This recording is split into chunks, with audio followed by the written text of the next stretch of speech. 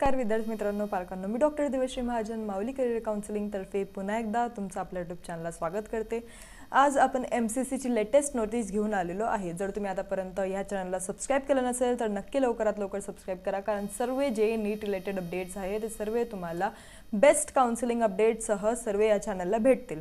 तुम्हाला फक्त नोटिफिकेशन बारमध्ये सर्व जे अपडेट्स आहेत त्यावर क्लिक करायचं आणि जे काय अपडेट आहे त्याबद्दल तुम्हाला माहिती करून घ्यायचं आहे। बाकी तुम्हाला कोणत्याच वेबसाईटला जायची गरज नाही, कुठेच दुसरीकडे बघायची गरज पडणार नाही।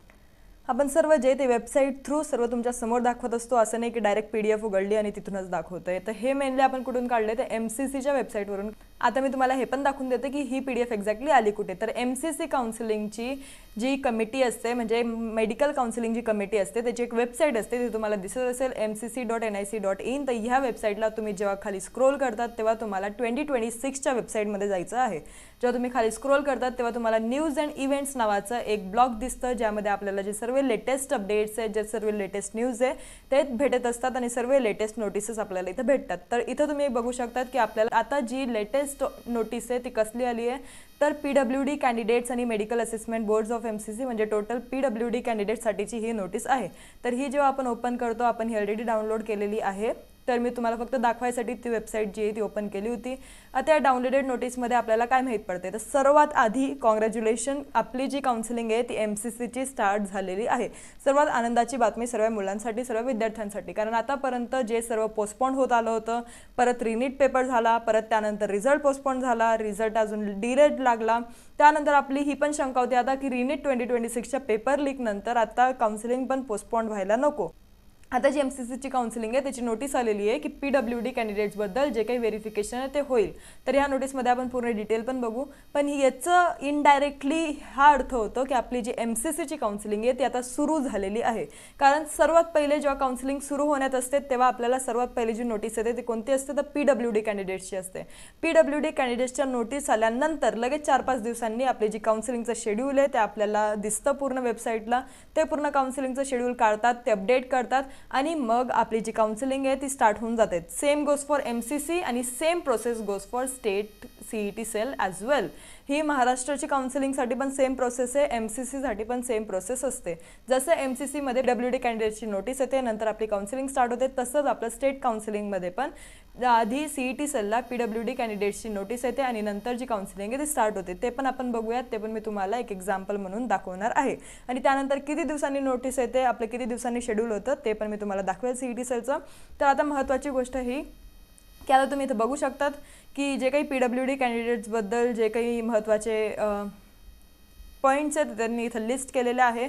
त्यामध्ये ते जर त्यांना ॲप्लिकेशन म्हणजे त्यांना जर व्हेरिफिकेशन करायचं असेल, कारण तुम्हाला जर माहीत असेल तर PWD कॅन्डिडेटचं आधी व्हेरिफिकेशन होतं, त्यांचे सर्व सेंटर्स जे ते काढले जातात, त्यांचे सर्व सेंटर्स त्यांच्या वेबसाईटला दिसतात आणि मग त्या सेंटरला जाऊन आपल्याला पूर्ण जे व्हेरिफिकेशन आहे as being a PWD candidates तिथं करावं लागतं आणि मग त्या अकॉर्डिंग त्यांना ग्रेड्स भेटतात, त्यांना ABC ग्रेड्स भेटतात, त्या अकॉर्डिंग त्यांची जी काउन्सिलिंग आहे ती होत असते। आता विजन इम्पेअरमेंट, तर विजन इम्पेअरमेंटमध्ये पण तुम्हाला एक्झॅक्टली कोणत्या टाईपची विजन इम्पेअरमेंट आहे ते पण तिथं बघितलं जातं आणि त्यानंतर मग तुमच्या काउन्सिलिंगमध्ये तुम्हाला किती कन्सेशन भेटेल, तुमचं कट ऑफ किती राहील, तर ते पण त्या अकॉर्डिंग जे ते सर्व बघितलं जातं। त्या अकॉर्डिंग तुम्हाला जी कॉलेजची सीट आहे ती भेटत असते। व्हेरिफिकेशनमध्ये हे सर्व गोष्टी जे ते बघितले जातात। इथे तुम्ही बघू शकतात guidelines for persons with benchmark disabilities for admission to the MBBS courses, सर्व त्यांच्यासाठी गाईडलाईन्स आलेले आहे। म्हणजे आपली जी काउन्सिलिंग आहे आता आजची तारीख आहे 31 जुलै, तर आपण एक्सपेक्ट करू शकतो की कधी आपली नोटीस येईल, तर ऑलमोस्ट अराउंड आपली 4 ऑगस्टपर्यंत जी नोटीस आहे ती येऊ शकते। आणि मी ऑलरेडी तुम्हाला सांगितलं होतं की अराउंड 4 ते 5 ऑगस्टला आपली MCCची काउन्सिलिंगची नोटीस जी आहे ती येऊन जाईल। तर आपण एक्सपेक्ट करू शकतो की आपलं पूर्ण जे काउन्सिलिंगचे शेड्यूल आहे MCCचं ते 4 ऑगस्टपर्यंत येईल। आणि महाराष्ट्राची काउन्सिलिंग कधी सुरू होईल, तर अराउंड आपण एक्सपेक्ट करू शकतो की MCCच्या काउन्सिलिंग नंतर जे सर्वात पहिलं स्टेट आहे ते कोणतं काउन्सिलिंग स्टार्ट करणार, तर UP, नंतर आपल्या इथं राजस्थान, त्यानंतर आपल्या येतात गुजरात, महाराष्ट्र, हे सर्व जे क्लोज स्टेट आहे ते नंतर येत असतात। सर्वात पहिले काउन्सिलिंग कोणाची स्टार्ट होते, तर ओपन जे स्टेट्स आहे त्यांची काउन्सिलिंग आधी स्टार्ट होत असते फॉर MBBS BDS, नंतर आपले क्लोज स्टेटची काउन्सिलिंग स्टार्ट होते।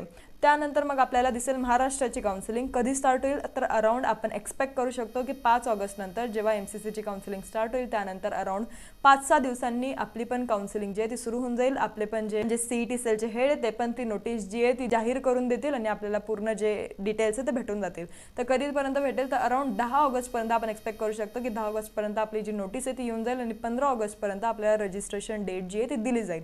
तर हे आपलं जे ते टेंटेटिव्ह डेट आहे हे अजून फिक्स नाही आहे. आपल्याला समजलं आहे की MCC काउन्सिलिंग स्टार्ट झाली आणि आता आपलं तसंच CET सेलला पण PWD कॅन्डिडेट्सबद्दल नोटीस येईल आणि आपल्याला समजायचं आहे मग की आपली महाराष्ट्राची पण काउन्सिलिंग जी आहे ती स्टार्ट झालेली आहे. आता मी ते पण तुम्हाला दाखवते, ते पण पूर्ण डिटेलमध्ये मी तुम्हाला सांगते, तिथं पण तुम्हाला फॉर एक्झाम्पल समजून जाईल. आता ही जी आपली वेबसाईट आहे ही कोणती आहे तर 2025ची CET सेलची वेबसाईट ही आपल्याला दिसत आहे. आता याच्यामध्ये तुम्हाला सर्व नोटिफिकेशन्स दिसत आहे. आता हे जे सर्वात पहिलं नोटिफिकेशन आहे हे सर्वात लास्टचं नोटिफिकेशन आलं होतं CET सेलला. आपल्याला जे सर्वात आधीचं म्हणजे सर्वात प्रायमरी नोटिफिकेशन कोणतं आलं होतं तर ते आपल्याला कुठे दिसेल तर खाली दिसेल.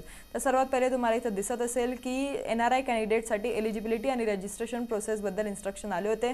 तसेच आपल्याला MCCला पण आले होते. MCCला पण मी एक व्हिडिओ बनवला होता की MCCला पण आपलं जे NRI कॅन्डिडेटबद्दल काउन्सिलिंगबद्दल जे काही नोटीस आहे ती जाहीर झालेली आहे. त्यानंतर आपल्याला कॅप रजिस्ट्रेशन दिसलं होतं आणि तसंच आपल्याला PWD कॅन्डिडेटसाठी पण जे ॲप्लिकेशन फॉर्म आहे ते दिसत असतं आणि जसं इथं NRI कॅन्डिडेटबद्दल दिसलं तसंच आपल्याला PWDसाठी पण दिसत असतं. तर असंच आपलं परत CET सेलची काउन्सिलिंग जी आहे ती स्टार्ट होईल 2026साठी. म्हणजे तुम्हाला सर्व गोष्टी जे ते क्लिअर होतील. जेव्हा तुम्हाला NRIची नोटीस येईल तेव्हा तुम्हाला समजून घ्यायचं की आपलं कॅप रजिस्ट्रेशनसाठी पण नोटीस जी आहे ती लवकरात लवकर येणार आहे. म्हणजे तुम्हाला आधीपासून त्या गोष्टींसाठी तयार राहायचं आहे. आणि लास्ट कॉल आहे की जर तुम्हाला पेड काउन्सिलिंग घ्यायची असेल तर या खाली दिले गेलेल्या नंबरला किंवा व्हॉट्सअपला फक्त एक मेसेज टाका पेड काउन्सिलिंग म्हणून, कारण कॉलला आता इतकं बोलायला वेळ आपल्याकडे नाही आहे, कारण ऑलरेडी खूप जास्त गर्दी आपल्याकडे आली आहे आणि आता आपले खूप लिमिटेड सीट्स आहे म्हणून आपण काय लोकांना एंटरटेन करणार नाही सर्व गोष्टींबद्दल आणि सर्व क्वेश्चन्सबद्दल. फक्त तुमचा जो मेन क्वेश्चन आहे तो व्हॉट्सअपला टाकून द्या की आमचा नंबर लागेल का. जर आम्ही येस म्हणू तर तुम्ही जे QR कोड सेंड केलं आहे त्यावर पेमेंट करा, म्हणजे तुमची जी पेड काउन्सिलिंग आहे ती आमच्याकडे येऊन जाईल आणि नंतर तुम्हाला फक्त काय करायचं आहे ते जे डॉक्युमेंट्स वगैरे आम्ही पाठवू, जे काय आम्ही गाईडलाईन्स पाठवू ते तुम्हाला फॉलो करायचे आहे. तुमची काउन्सिलिंग एकदम चांगल्या पद्धतीने होईल आणि तुम्हाला डायरेक्ट कॉलेज अलॉटमेंट व्हायची वाट बघायची आहे. बाकी तुम्हाला मध्ये काहीच स्ट्रेस घ्यायचा नाही आहे. आणि जे सर्व ॲप्लिकेशन फॉर्म आहे ते आपण भरताना तुम्हाला सर्व पाठवत असतो. तुम्ही जेव्हा ते प्रिव्ह्यू करतात, तुम्ही जेव्हा ते चेक करतात तेव्हाच आपण त्यांना कन्फर्म करतो. तसंच तुमच्याकडे पूर्ण चॉईस फिलिंगची लिस्ट पाठवली जाते. तुम्हाला एक लिस्ट पाठवली जाते, ती तुम्ही आम्हाला भरून देतात आणि त्याच अकॉर्डिंग आपण जी चॉईस फिलिंग आहे ती करत असतो. तर या सर्व गोष्टी आय होप तुम्हाला क्लिअर असतील की आपलं पेड काउन्सिलिंग कसं होतं. तर आपण सर्व स्वतःहून करतो, आपण तुमच्यावर ढकलून देत नाही की सर्व तुम्हाला करावं लागेल, आम्ही फक्त गाईड करू. गाईड करणं फक्त काउन्सिलिंग राहत नाही. काउन्सिलिंगमध्ये प्रॉपर पूर्ण प्रोसेस येते, त्यात रजिस्ट्रेशन येतं, चॉईस फिलिंग येतं, त्यात तुमचे सर्व डेट्स तुम्हाला माहीत पाहिजे. कारण काउन्सिलिंग एक अशी प्रोसेस आहे की फक्त ती एका वेबसाईटवर नाही होत, ती फक्त CET सेलला नाही चालू राहत. तर तुम्हाला जर स्कोर कमी असेल तर तुम्हाला 2-4 काउन्सिलिंग सोबत करावं लागतात, तेव्हा कुठे तुमचा नंबर लागतो. तर तुम्हाला सोबत MCC वेबसाईट पण बघावं लागते, AACCC बघावं लागते, MP ऑनलाईन बघावं लागते, KEA बघावं लागतात. तर असे types of variations of website तुम्हाला दिसतात. तर हे सर्व टाईमलाईन जे आहे ते सर्व एकासोबत डोक्यात ठेवणं, त्याचे टाईम रजिस्ट्रेशनचे टाईम लक्षात ठेवणं, त्याचे डेट्स लक्षात ठेवणं, ड्यू डेट लक्षात ठेवणं, याला सर्वांना काउन्सिलिंग म्हणतात. त्यात सर्वात महत्त्वाचं आता ह्या वर्षी रूल्स खूप बदलले आहे म्हणून स्वतः काउन्सिलिंग करायची रिस्क घेऊ नका. त्यात कोणत्या एजंटच्या हातात तर मुळीच देऊ नका. डोनेशनच्या कोणत्याच गोष्टीमध्ये फसवू नका, कारण डोनेशन देऊन तुम्ही स्वतःची फसवणूक करून घेतात. आणि हे मी जेव्हापासून काउन्सिलिंग करते तेव्हापासून तुम्हाला एकच गोष्ट सांगत आली आहे की डोनेशन देऊन फसवून घेऊ नका स्वतःला, कारण हे तुम्ही स्वतःच्या पायावर कुल्हाडी मारताय. कारण तुम्ही जेव्हा डोनेशन देतात तेव्हा तुम्ही म्हणतात की आमची सीट जी ती बुक झाली, पण शेवटी सर्व मेरिट थ्रू राहतं. जर मेरिट थ्रू तुमचा नंबर लागला तर वेल अँड गुड, मग ते लोक म्हणतील की आम्ही तुमचा नंबर लावून दिला. पण जर मेरिट थ्रू लागला नाही तर तेच लोक तुम्हाला हे सांगतील की थोडा जो मेरिट आहे तो हाय गेला आणि तुमचा नंबर त्यात लागला नाही. म्हणून या गोष्टींमध्ये फसून घेऊ नका.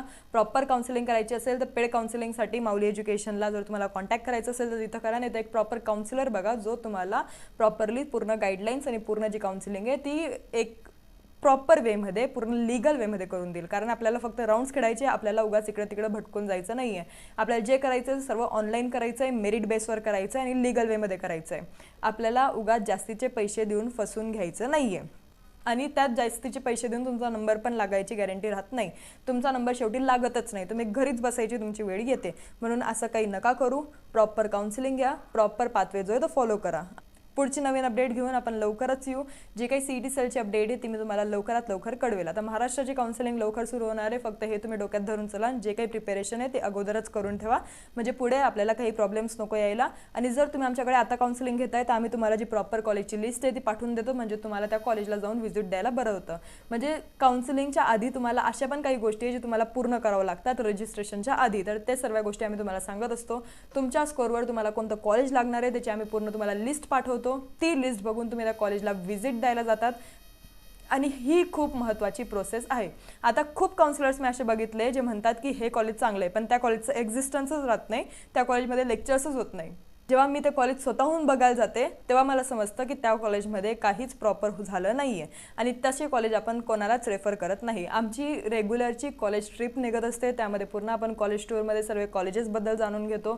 त्यामधला पेशंट फ्लो सध्या कसं चालू आहे, ॲन्युअली त्याचं कसं डेव्हलपमेंट होतं आहे ते सर्व आपण दरवर्षी जाणून घेतो, तिथं इंडिव्हिज्युअली जाऊन तिथं फिजिकली रिपोर्ट करून. म्हणून तुम्हाला जर माऊली एज्युकेशनसोबत तुम्ही जुडताय तर तुम्हाला काहीच टेन्शन घ्यायची गरज नाही आहे. कारण मी असे पण बघितले जे फक्त सांगतात की हे कॉलेज असं आहे, ते कॉलेज असं आहे आणि त्या कॉलेजमध्ये काहीच राहत नाही. तुम्हाला त्या गोष्टींवर बिलकुल विश्वास ठेवायचा नाही आहे. गाईडलाईन्स थ्रू रूल फॉलो करताय, फक्त त्यांच्याच थ्रू जा. कारण ह्या वर्षापासून काउन्सिलिंग खूप स्ट्रिक्ट झाली आहे, रूल्स खूप स्ट्रिक्ट झाले, म्हणून स्वतः करायची रिस्क तर मुळीच घेऊ नका. आपल्याकडे फक्त तुम्हाला मेसेज टाकायचा आहे पेड काउन्सिलिंग म्हणून आणि पेमेंट करायचं आहे. आत्ता आपण जास्त प्रश्न जे आहे ते सॉल्व्ह करत नाही आहे, कारण काउन्सिलिंग ऑलरेडी जवळ आलेली आहे.